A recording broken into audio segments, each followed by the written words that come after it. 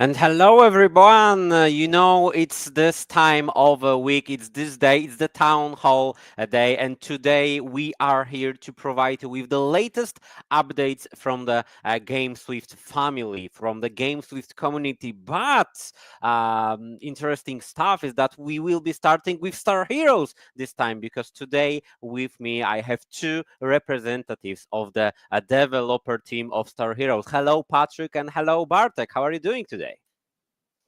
Hello, hello. Thrilled to be here as always. Yesterday we had, it was on Monday, we had the launch.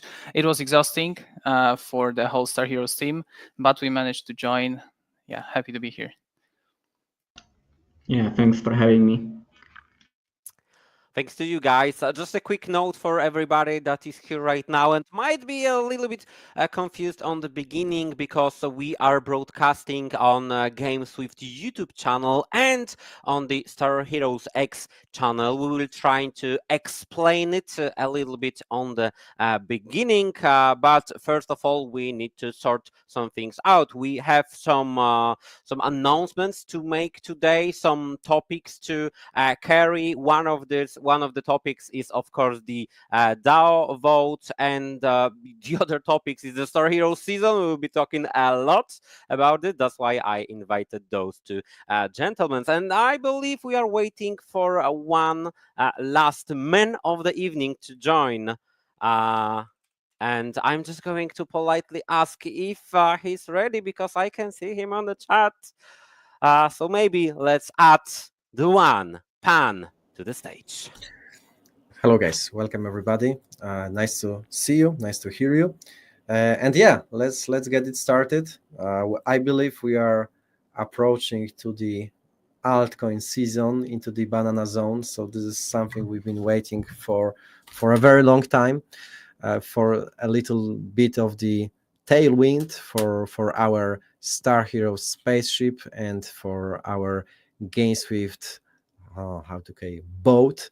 Yes, before we move on to Star Heroes, I'm having like literally two few things to explain. The first one is please stay safe while watching to our official Twitter account, as it was hacked by one of the phishing hackers.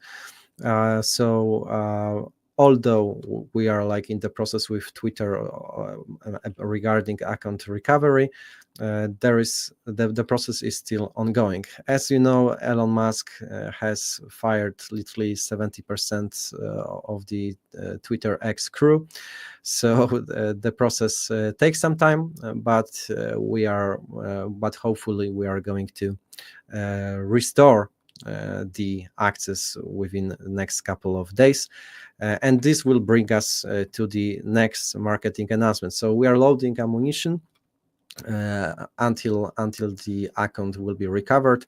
In the meantime, you can participate in the DAO governance. This is necessary to launch our chain in the private mode. And right after the governance proposal and the Twitter recovery, because that's also very important. We don't want to start our private blockchain without active to the Twitter account. We will proceed to the private mainnet. There is one additional thing with regard to the Optimus legal team. They are in the process of reviewing one additional formal document which is necessary to run the process. So these are like the two conditions which do affect the date of the mainnet launch. However, everything except from that, everything is going well. And looks like also Web3 gaming is back to the game. Like I used to repeat many times, Web3 gaming is not going anywhere. It's going to be back, and it's going to be back with a huge movement.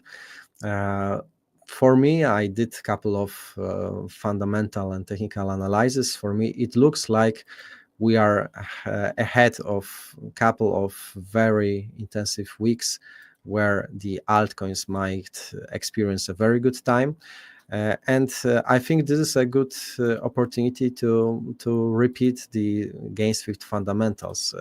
You need to remember, although we are like subject to some correction throughout last 8 months, it doesn't change the fact that GameSwift has entered into the canon of the overall Web3 gaming industry. Here is like the Xborg analytics, the biggest analytics for Web3 gaming, where they keep the track of the biggest Web3 gaming protocols.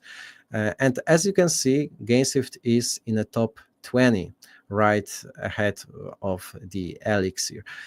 And considering that we are like in the top, this is also like kind of the roadmap for any investor seeking for exposure in the Web3 gaming, that GameSwift is like a reputed project. It's a big brand, which is in the same line like many others interesting projects who raise much more funding, who raise much more capital. But still we are in the competition, and we are the low cap here, right? We are on the much lower valuation, so the upside potential is much bigger comparing to the other protocols. That's a very positive sign for me. So we obviously are right now at the top 20, but we want this race to happen, and we want to climb up the ladder. What's more, what is also very good about GameSwift is that our tokenomics looks much better.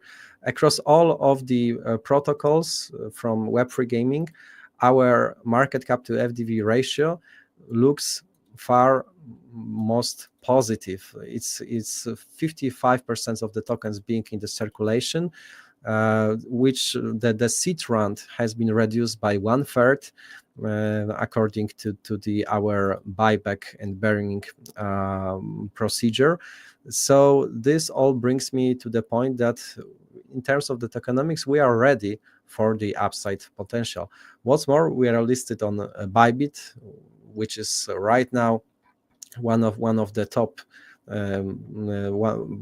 actually the second biggest crypto exchange. Basically, having listed on Bybit was one of our best moves ever, since once we get listed there, Bybit was maybe top 4, maybe top 5. Right now, according to the volumes, they are like climbing up the ladder. They are climbing up the ladder with every single month. And although they are still a little bit behind the Binance, I wouldn't be surprised that within 1 to maybe maximum 2 years, Bybit could reach similar position, especially considering that Binance is, due to some regulatory restrictions, once CZ been arrested, they had to make a deal with the DOJ and several government authorities. So Bybit is much more free to expand. That's my personal opinion. And being listed there might mean something very similar to the Binance listing effect in the future. That's basically the source of the massive liquidity.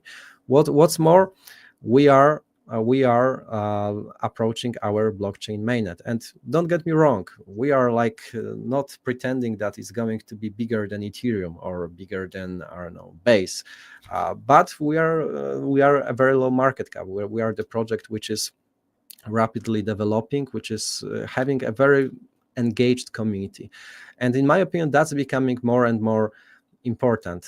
When I track the recent track record of meme coins, of the best performing assets in the crypto market sector, it's mostly about the community, about the culture, and not necessarily about the product, not necessarily about the revenue generated, although we have it, right? We have a great tech, we have a great product, but in my opinion, the meta is shifting towards the community, and these projects which are going to have the most interesting community, the most engaged community, these are the one which are going to prevail. So that's my small request, guys, that we are going to make it together.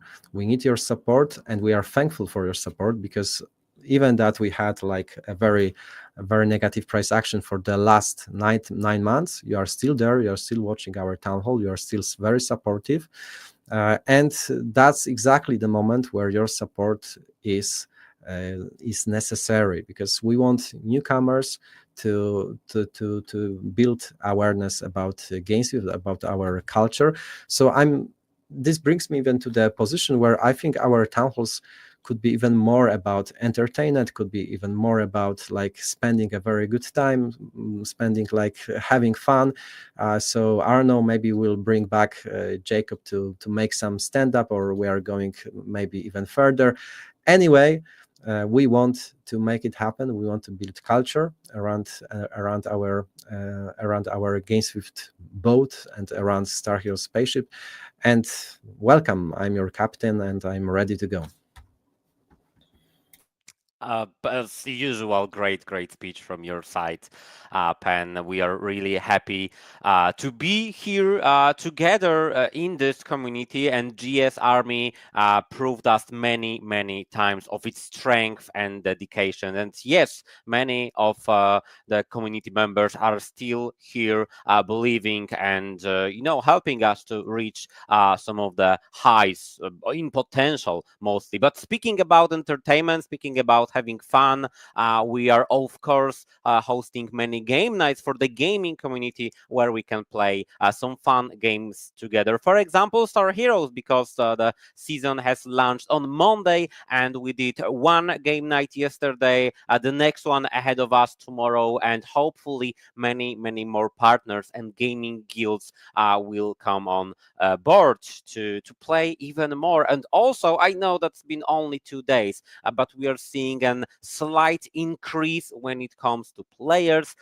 We saw an increase, was it like 5, maybe even 10%? I don't know, maybe Patrick can tell us a little bit about it. But since the beginning of the season, we are slowly but surely accelerating towards the better future. So maybe it's time to jump into the StarHeroes topic, since we have these two gentlemen here, and they can tell us a little bit more insights about the project. Guys, I would love to hear from your perspective. What was not this way. How do you rate the season 2 success, or how do you rate the launch itself? Was it harder? Was it easier compared to the season 1? Did you get the necessarily experience, or was it a totally different experience? I want to hear a little bit about this one. Right. So from our development perspective, launching season 2 seemed rather easier when compared to season 1, because we are basing on our experience that we have already gained. It was like a relaunch of an already existing product rather than a totally new game. So it obviously went smoother. We didn't face any major bugs or outages. Our servers and infrastructure, they all kept up. They were just fine. We witnessed rather a small bug that is still there. It's connected with like gaining the mastery ranks. It wasn't safe to fix it until tomorrow. So the fix for it is just being enrolled tomorrow. We tested it, and it should be easier to gain the very first mastery ranks. So if you are here only for mastery rank, it will be easier to grind that tomorrow. But yeah, basically the launch was smooth. We like enjoyed that. We even managed to play a lot of matches, both on Monday and on Tuesday. We hope to fit some of them today as well. So yeah, we're happy with the launch, and the experience we gained in season 1 was obviously beneficial for us. That's great to hear. We are learning from our work from the season one that happened to be a huge success. I'm talking about the airdrop, I'm talking about the tournaments, the broadcast, and the overall atmosphere. And season two, since we are learning from the past, could be even better. But please, guys, tell me what are you the most proud of when it comes to season two? What is the biggest change that you did that you really want to highlight that, yeah, we accomplished that? Yeah, so here I would like to step in again. What makes us the most proud, I would say, is seeing how the game grows over time. So it's not a precise answer because there is like no one given feature that we are just proud of, and all the other are irrelevant. I would say that we really enjoy seeing how there are more and more features enrolled, like the whole meta progression that became far more interesting than just buying colorways, ships, and combat upgrades. Now you have all the items, you have the mastery rank. So this is far more complex. It gives you some time to look up all the details, decide on what's the most optimal for you, find your own way in the game. So yeah, we really enjoy the meta progression. You know, there is this Epic Game Store integration. We added the team draft, which really slows down the game loop. It's not like a mindless clicking, like play and win, play and lose, play and surrender. Now there is a little bit of more tactical um, approach here and there. There are no matches where you are faced against free tanks or free supports. All these separate leaderboards. So how the whole ecosystem grew, not only just the game, but I believe that more and more players are capable to find something for them. So it's like a preparation for our esports league. That is like one of the most important things in our roadmap right now. um, I think that a lot of players can find something for them, something that suits their pace of gaming, their like approach to just launching the game and having fun. So yeah, just witnessing how our ecosystem grows, that's great. And that's really great to hear. That was a much longer answer than I expected. But yeah, the meta progression itself seems pretty cool. Guys, if you didn't try the game, I highly, highly recommend. The limit of getting items is like 30, and I'm playing like 8 to 10 games every day and didn't fulfill the limit and still wondering how do I spend my credits on upgrading this or that. It's not fun. It's actually challenging to find the best build, but I love it very much. In this season, in season two, in season one, we had one game, one launcher, and it was the GameSwift launcher. In season two, we actually have are listed on two launchers because Epic Games came in order to acquire more and more Web 2 players.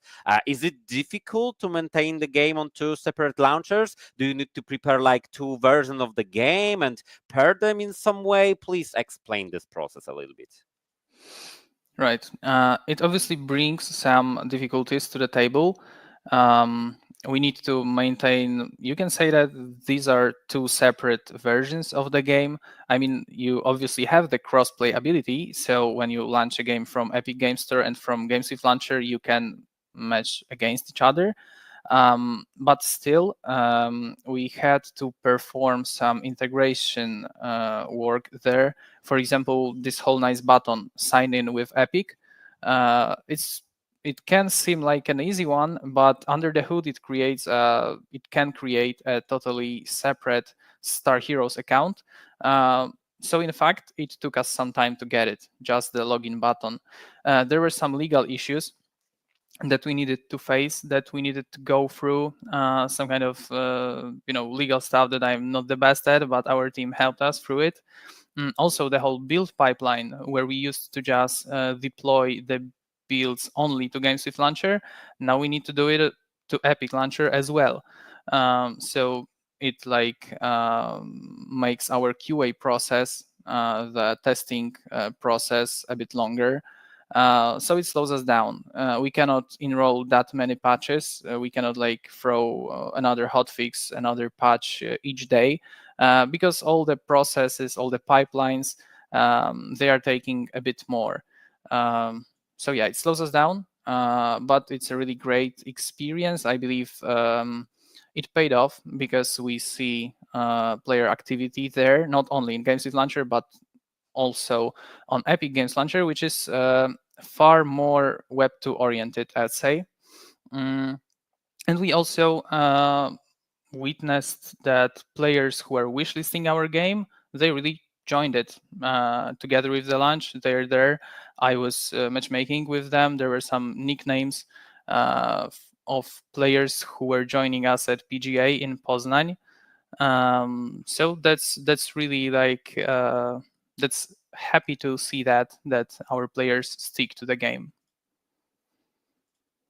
Oh yeah, I have even experienced it myself. That player that were coming to our booth on PGA were actually playing with me at yesterday's game night, and they said, "Wow, we can get G-Bucks and we can buy this, and then those items. It wasn't in the original build, and so on and so forth." They seem pretty excited. But with many things, with new augmented anomalies, with changed weapons, with more ships, with items, how do you maintain a balance in this game? It's so hard. I've been playing League for like 13 years. It's not balanced even now.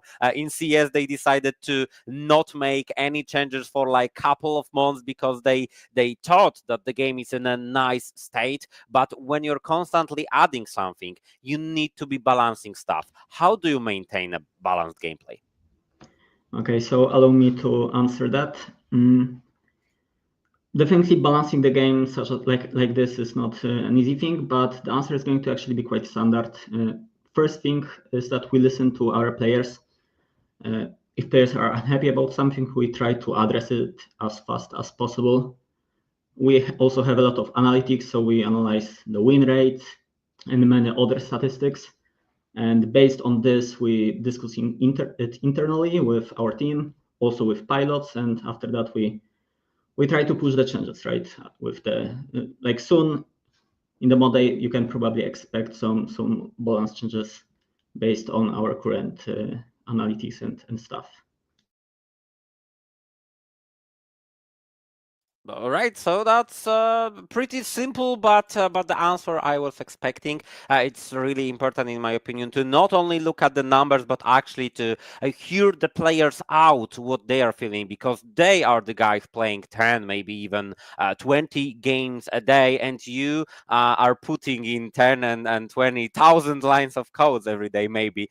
So we need to find a balance in this field. That's good to hear. I have some feedbacks as well, but I will address it on a proper channel. But when it comes to feedback, a lot of people are asking, what's the best weapon? What's the best map? What's the best ship? What's the best this and that? I do not believe that we have a clear answer about this in season 2, because it's been only like what, 2.5 days. But maybe from the dev perspective, you can tell us what strategies, what tactics, what approach do you recommend for the new players to start with? For the new players, definitely one thing that I would say is that probably fighting less and farming more. Like on the map, you can find energy containers, Stardust containers, and you can destroy them to gain money.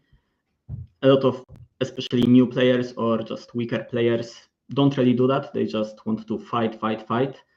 And because of that, they often lose. If they lose the fight, they lose the game. And instead, you can kind of try to focus on farming, and then you will get richer slowly. And as you get richer, you will also be stronger than enemies, so fighting will become easier. So this is definitely one tip that I can give for the gameplay itself. Another thing, but less related to the gameplay, is equipping items on your ships.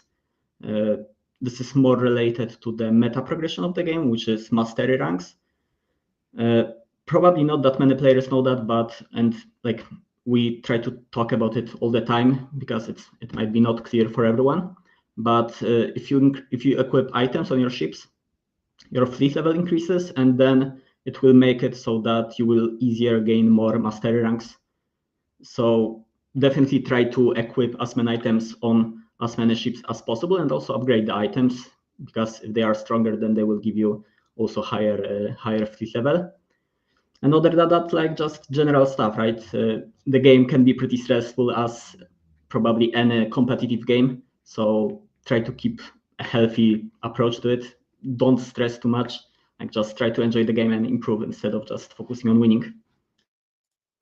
And take some breaks in between games, because playing for 15 minutes super intense fight where you are constantly just respawning and coming in, it's tiring. You need to be taking rest. And wow, I didn't know that actually equipping items on pretty much all of my ships in my fleet increases the level. I thought it was only for one item. Hey, you're learning something every day. Good to know. I need to fix my builds right now.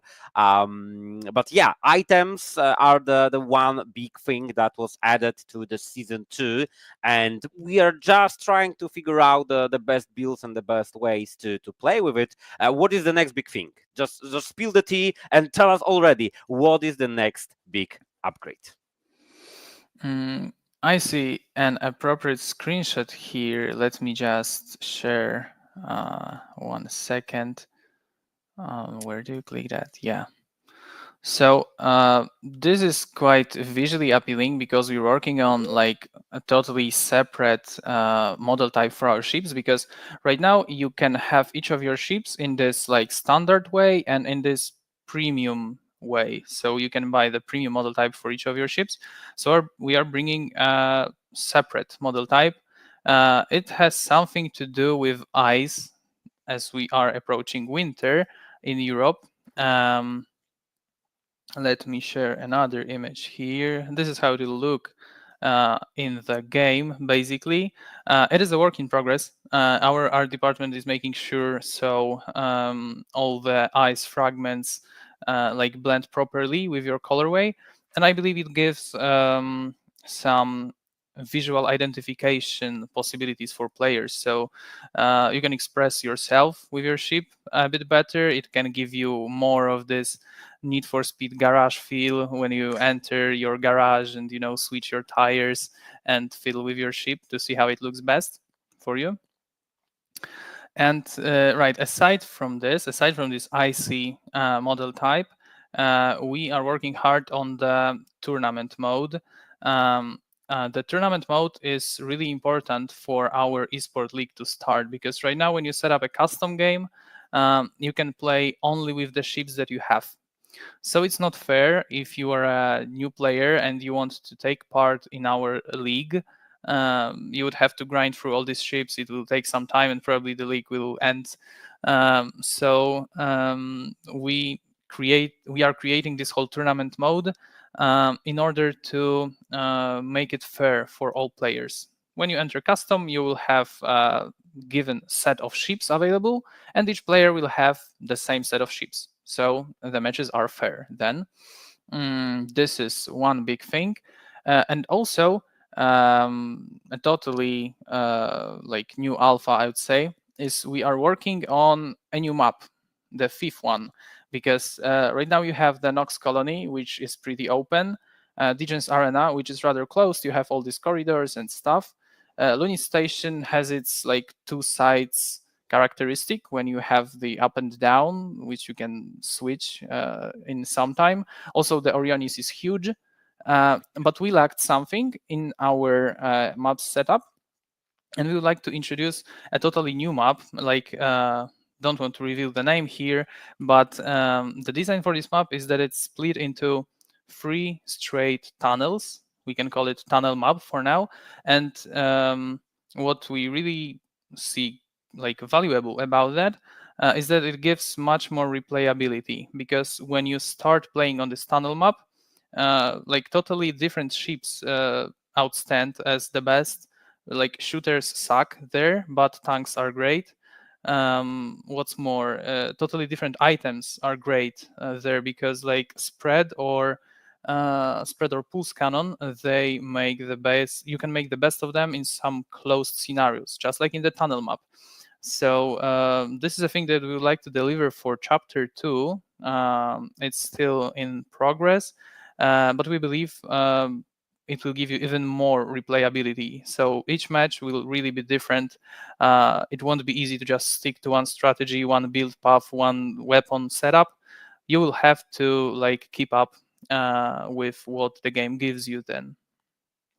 That sounds epic. I mean, just, preparing your fleet so that you have something to be playing on the open map with a different setup, different items and stuff like that. And then boom, there's tunnel map or the Digens arena where you need to be paying attention to enemies flying really, really closely. Now, also, one thing to add, I love this idea about this tournament mode for all the players, making it even, because esports is all about an even rivalry. And we need an odd number of maps. We need either 3, 5, or 7, so that if we were to be implementing some banning of the maps and picking of the maps, like in CS, for example, then we need the uneven number. So that's really cool. We already have the 4th map in the season 2, and you're telling me in the next chapter we might get the 5th map. Wow, that's a lot of stuff to do, considering the skins and the customization and the items that we didn't even fully explore. That is a lot of changes coming in, and with a lot of changes, people are usually thinking like, okay, what's the best approach? What's the most efficient way of playing the game? What's the meta? Are we playing like, I don't know, a shooter so that he deals damage, a tank so that he tanks, and a support so that he, heals everybody? Where do we fit Hitman in? Which weapons are the best? So I'm coming to the question, do you believe that meta has stabilized in this game, or there's still plenty of room and even the best players are still exploring the options of what to choose, what to build, what to do? All right, so let me answer this one once again.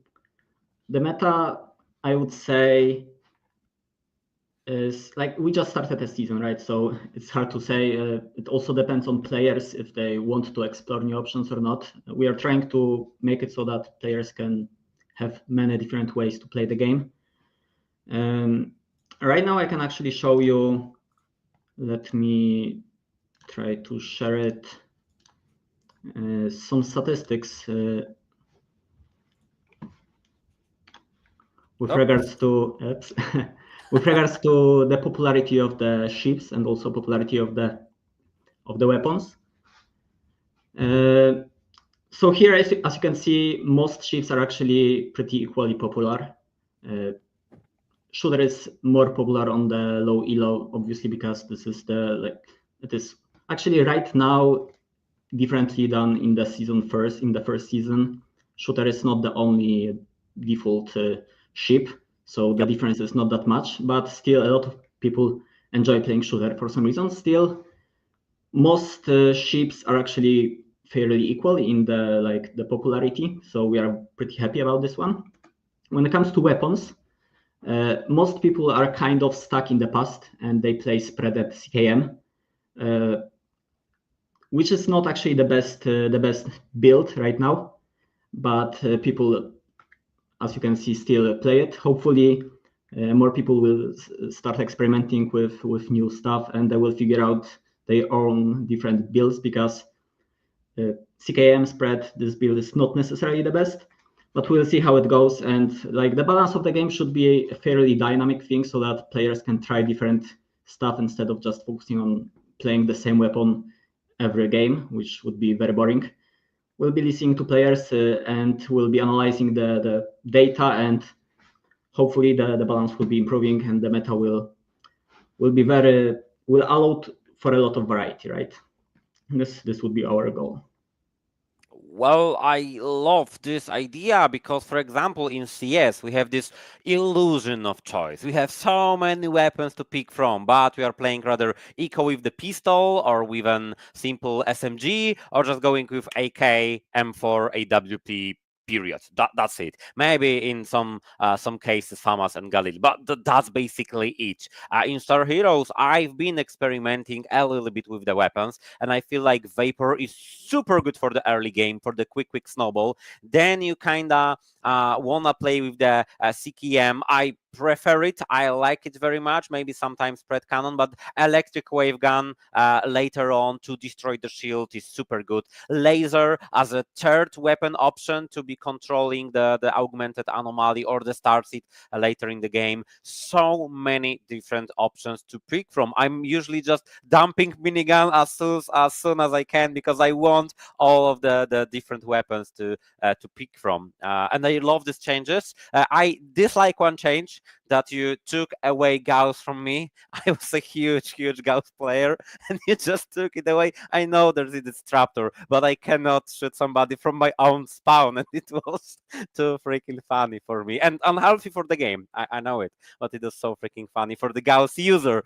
not for the Gauss enemies. But yeah, the balance is pretty okay. I found out after a couple of games that I need to shift my behavior since season 1. There are other things to do. For example, I don't need to suicide after a gunfight. I can just heal myself back just by destroying the Stardust containers or do other stuff, or I don't know, just blocking support in your team so that you will have this survivability. And yeah, I really love the idea and the overall direction where the game is moving, and I can't wait for this tournament mode, man. I can't wait to finally start the league because I'm getting so many questions about it. People are mostly happy about the incentives, like the new token being announced and coming in after rewards for every win and for the leaderboard after every chapter, but they are asking for more. And the tournament mode and the league might be the cherry on top. So I can't wait to it. Exactly. Like season 1 gave us some space to really prepare for this league. Right now, the balance in the game, I mean, you cannot say that it's imbalanced at all. I mean, there are some weapons that are outstanding, but there is like no 100% win ratio strategy. You can experiment with that. Adding some new maps will give it even more space to explore. So yeah, we are really thrilled to launch it, and we think it's the right time to do so. Great, just can't wait for it. And for all the viewers right here, for all the people that find this recording somewhere in the internet, a couple of things to just say out loud. StarHeroes is free to play. You don't need anything besides PC, Windows PC with some space on your disk to download it and play it. So that's the first thing. You are getting something after each win. You are getting, your rank is going up. You're farming merits and credits to upgrade your fleet, and you are getting some incentives along the way. And you are preparing yourselves when it comes to the league. You are farming some items. So a lot of stuff happening after each and every game. That is super exciting. And as you can see and hear right now, since I'm talking with the devs team, they are constantly thinking about what to add, what to fix, what to balance. It's not like the game is a final product. There you go, just play it. Like CSGO for a long time didn't have any changes whatsoever. No, StarHeroes already got the first upgrades, just trying to optimize things on the season 2 right on the beginning, plus the integration with the Epic Games, plus splitting the season into 3 chapters. A lot of stuff happening, and I can't wait, guys, to invite you once again sometime in the future to introduce more changes when it comes to StarHeroes. Right now, I want to do a quick thing. I will just paste it on the YouTube stream. Here's a link to download the game from the Epic Games launcher. So for all the Web 2 or the traditional gamers, that might be the way to start to go with. And for all the other people, the Web3 enthusiasts, GameSwift launcher, you know how it goes. You can just go straight from here. And I do believe that's all that I wanted to talk with you guys. Just one last thing to add from my perspective. We are constantly hosting many game nights where we are giving away some G-Bucks, the premium currency currently in the game. And with G-Bucks, you can buy a lot of stuff. some boosts, some item permits, some credits, some pilot licenses, and I probably missed something out, but you're getting the premium currency just by playing with us, having fun. That helps you accelerate not only when it comes to building your fleet, but actually when it comes to farming your game points and getting step by step higher in the leaderboard. So a lot of great events, a lot of great changes, and just a great game overall. I've been playing it for 2 years. 2 years ago, it was like, okay, it needs a little bit of work here and there, but right now, in my opinion, it's pretty much fully completed game that we should be proud of. Right, we are indeed. That's great to hear. That was the last point on my agenda. Pan had to go to take care of some other stuff, personal stuff, because we all have some lives and it's evening. So how about we just cut it right there and go and enjoy our evenings? I want to play some StarHeroes right now. Just looking at the alpha that these guys provided me, I want to experiment some more. And yeah, Anonym the Dev on the chat wants to play the game. So I do believe that will be the best time to do so. Thank you very much, guys. Thank you very much, Patrick. Thank you very much, Bartek, for sharing some detailed info about StarHeroes and the changes. And hopefully we'll play together or against each other sometime in the future. Thank you, guys. Great time, and see you in space. Definitely see you in space. Thanks. See ya.